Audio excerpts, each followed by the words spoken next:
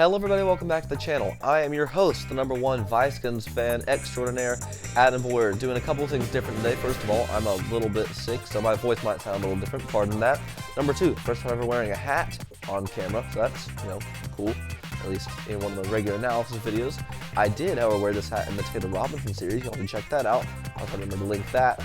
And all that, all those plugs beside, we have a very good video today. That is, we're going to be looking at if the Washington Commanders could trade for Aaron Rodgers. And this is a very intriguing topic, and obviously, it doesn't seem very likely right now, but we're going to look very specifically what there is for both sides, what benefits, and exactly how it could end up shaking out, and we're going to see if it is even a possibility. So, without further ado, don't forget to subscribe if you do enjoy these videos, and let's get into it. Okay, so first, the logical place to look at is Rodgers' contract. He is on a mammoth contract. We all know that. 3-year, $150 million, $59 million guaranteed this season alone, and he has a salary cap charge this season of $31.6 million per ESPN. So Rodgers, rightly so, is one of the most expensive quarterbacks in the NFL. It would not be easy to get him, but that doesn't mean the Commanders couldn't. That leads us to looking at the Commanders' cap room.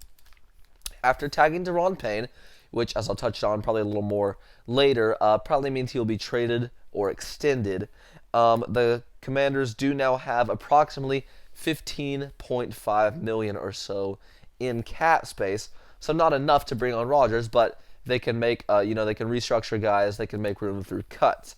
And that leads us to looking into guys that could be cut or traded, who on the team, as we look around, who is expendable.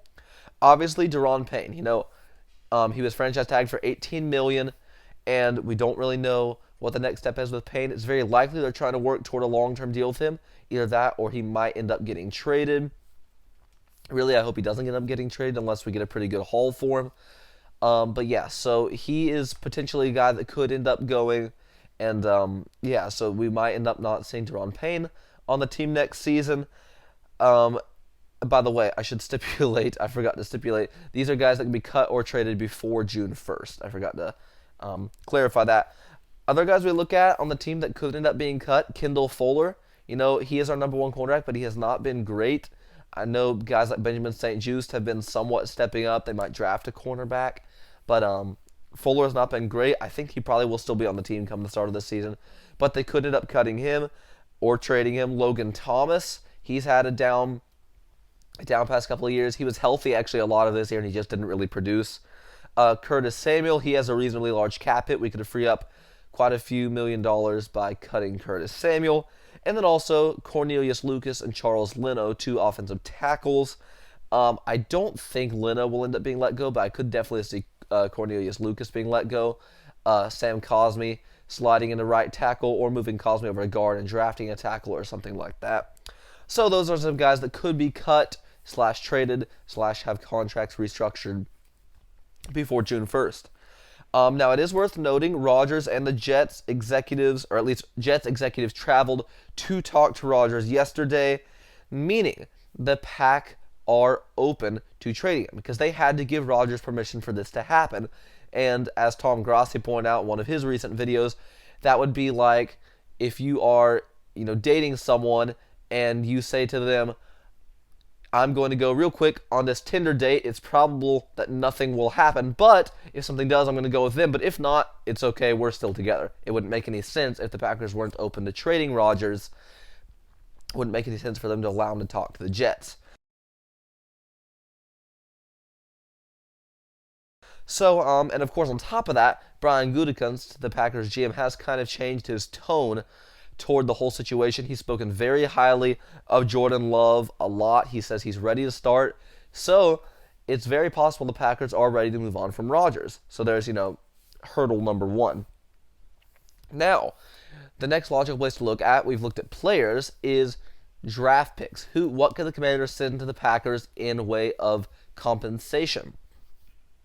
Well, this draft, Commanders have number 16 in the first round, number 47, number 97 in the third, number 118 in the fourth, number 152 in the fifth, and then 2 6th-round picks and 1 7th-round pick. So I believe the third round pick they got, since they sent away a couple third rounders for Wentz. No, that was last year. They got last year's draft picks, huh? Brain short circuiting a little bit. But either way, they have a third round pick. Now I'm questioning if they sent a 2023 third rounder or not. But I do know they have a third round pick this year. I believe it was compensatory. So they must have sent a 2022 third rounder and a 2023 third rounder for Wentz. That makes sense. That sounds right. Big brain. I have never heard someone say so many wrong things, one after the other, consecutively in a row.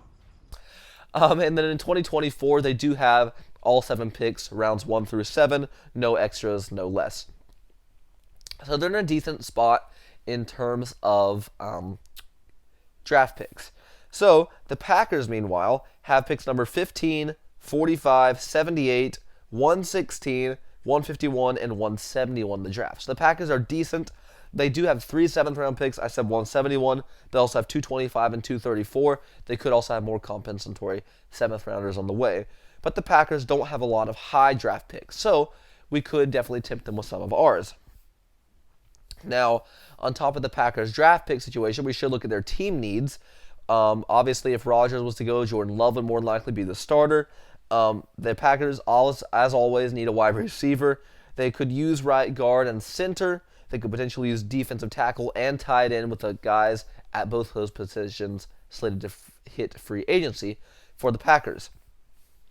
So, the Commanders' players that could end up being traded as part of a package to Green Bay, and kind of some positions that could be filled for Green Bay. Curtis Samuel, we look at them. We already mentioned Daron Payne could be traded away. They could use him next to Kenny Clark. And a guy that you kind of have potential to forget he's even on the team, Chase Roulier. He didn't play hardly any last year. I believe he got injured week 1 against the Jags. Him and Phidarian Mathis also got injured week 1. We're out for season. Chase Roulier, he's a solid center when healthy, and I believe he can be moved around maybe to guard or something. The problem has just been staying healthy, but maybe a change of scenery would help him in that regard. Who knows? Packers could very well be interested in him. Those are the 3 guys I think that could be traded. So, before I get to a projected trade here, or a potential trade, is it super realistic? Is there a great shot the Commanders trade for Aaron Rodgers? Probably not. It sounds like if he goes anywhere, it's going to be to New York. And, so it's probably not a great chance the Commanders get him. But all this is just hypothetical today. And so, with all that, the projected potential trade between the Commanders and the Packers. The Packers send to the Commanders, obviously. The Packers send Aaron Rodgers. And on top of that, they pay $16 million of his contract this year, because that would get it about down to where the Commanders could still free up some space, have some extra cap space, but really afford Rodgers this year, and then kind of kick the can down the road with his contract, so to speak.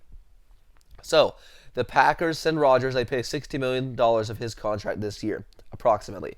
The Commanders send one player, that is wide receiver Curtis Samuel, that helps them free up some space, and that's a dynamic weapon the Packers could use, Curtis Samuel.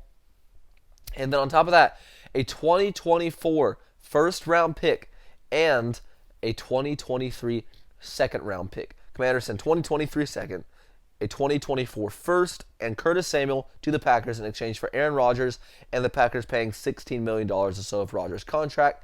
Let me know what y'all think. Go down in the comments, rate the trade, give me your own proposed trades, and let me know if you think it's even possible.